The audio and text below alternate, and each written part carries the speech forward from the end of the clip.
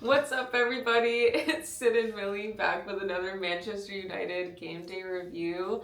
It was the Manchester United versus Tottenham game in the Premier League today. Oh, yeah. It was a very intense, exciting game with a 2-0 win for United. So what's that, 4 in a row now? 4 in a row on the flip. Back to back to back to back. Under Michael Carrick. Yeah. I mean, life is exponentially better under Michael Carrick. I mean, he understands Manchester United. He understands what it means to be the Manchester United manager. He understands what proper attacking Manchester United football is supposed to look like. He understands his players, and he understands how to win games. And thank God that Ineos made the decision they did to sack our previous manager, who never once in his 14 months has done what Michael Carrick did today. Crazy.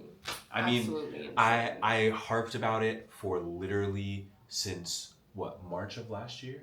At the very least. At the very least. Yeah. So over a year, I've been just about a year, almost his entire tenure. I think it took 3 months for me to realize that the previous manager was not the person for the job. And I bring that up solely to say, look at the difference. Look at what Manchester United can do. Honestly. With the players we currently have. We already had a title contending team. We already had title contending players. What we needed was someone who could organize them to utilize their best abilities. And in the process of doing so, we're seeing the result.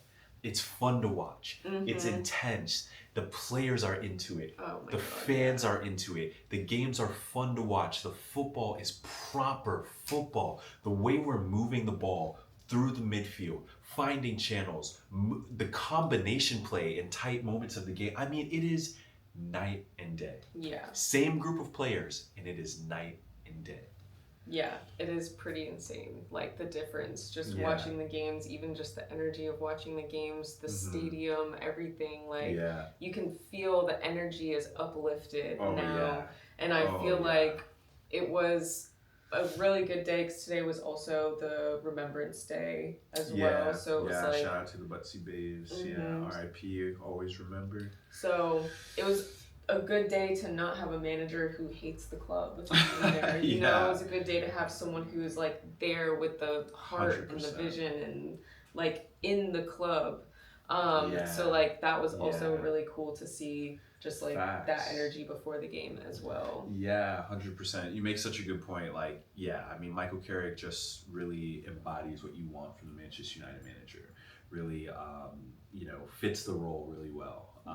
And I think he's putting up a good case for himself. I mean, at the end of the day, this is what you want. This is what you want to see. You want a manager to come in, have an immediate impact, to have ideas, have a system, have a way he knows he wants to play, and to unlock his players to do that. And this is what we're seeing. And now let's get into the nitty-gritty. Let's get into specific instances in the game. My throat is killing. Can you pass me that water, please? Last sip of water. Yeah, thank you. We're getting into the specifics. We saw Kobe Mainu get his 4th start of the season, and it is our 4th win of the season under Michael Carrick. Just think about that. Starting Kobe Mainu correlates into winning football matches for Manchester United. Yeah. There's no argument. Again, it just makes the previous guy look like even more of a bozo, because anybody who knows ball, who knows football, knows that Kobe Mainu was already ready to be playing at the top level.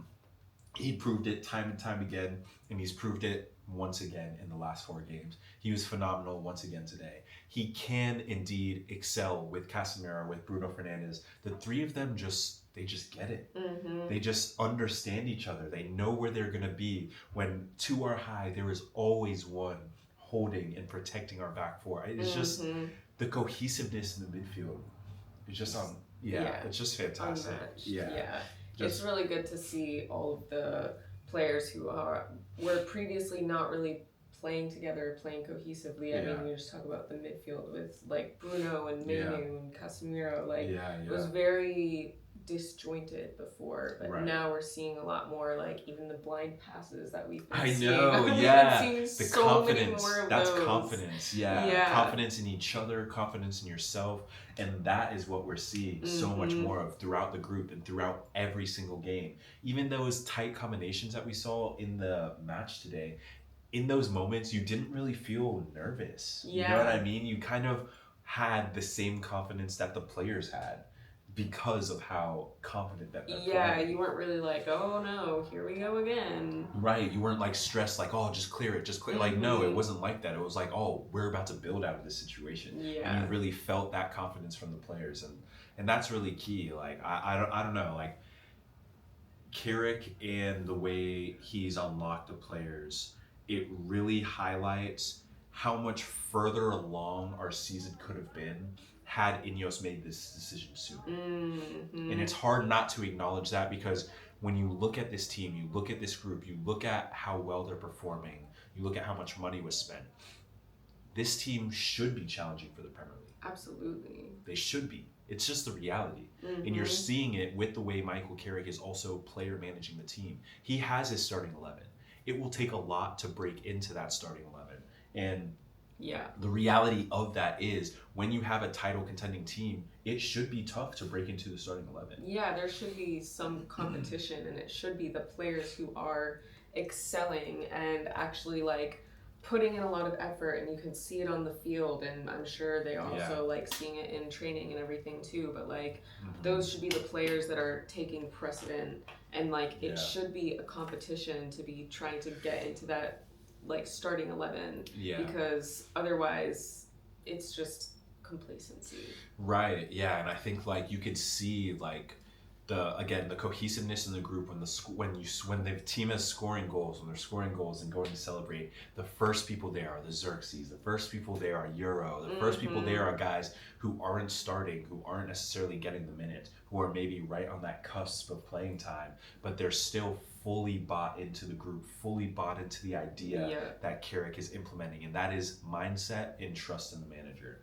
I can't speak highly enough of the impact of Michael Carrick, the impact of his coaching staff, and the belief that the players have reinstilled in the fans and the club itself. I mean, I think the energy, just watching the game, the energy from Old Trafford like reverberated like through the screen. Yeah. You know what I'm saying? Like you could feel the energy of the crowd. You could feel the excitement. You could feel like the vibe of Manchester United during the game, during exciting moments, during tense moments, during great passages of play where we were moving the ball well and getting from one side to the other side. It was just, I mean, no notes. Yeah. I've literally no notes. There is nothing to improve. The only thing to improve is to give Michael Carrick the job. At this point, with the momentum we have, we're going to secure top 4, point blank period. It might be a stretch going for the title this year because of how late Ineos made this decision. However, you never know. Yeah. And if we're continue to fire at all cylinders, I think the mindset has to be, why not? Yeah, why not? Why not? And I think they could do it. And a couple weeks ago even, this would be blasphemy. Yeah. But right now, under Michael Carrick, with the belief in the team, nothing is impossible. Yeah. We can do anything.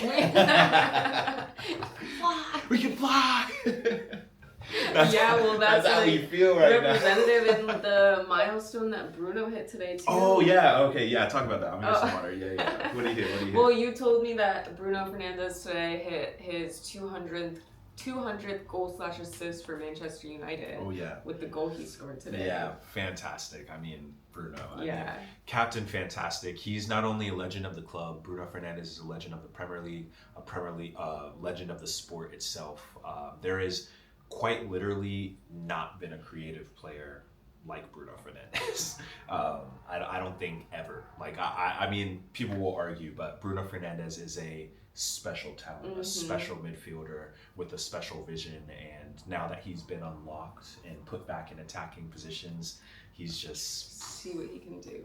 Yeah, really so 200 200 overall goal involvements for Manchester United. It doesn't surprise me for Bruno Fernandes, and I think that this is, obviously huge congratulations to him, but it isn't a surprise, and I know that he's probably already thinking, all right, I can hit 300. And I know that he will hit 300 for sure. And I think for Bruno, like, from Manchester United, from the fans, from his mindset, just go ahead and plot your retirement in Manchester. Yeah, true. You are not leaving.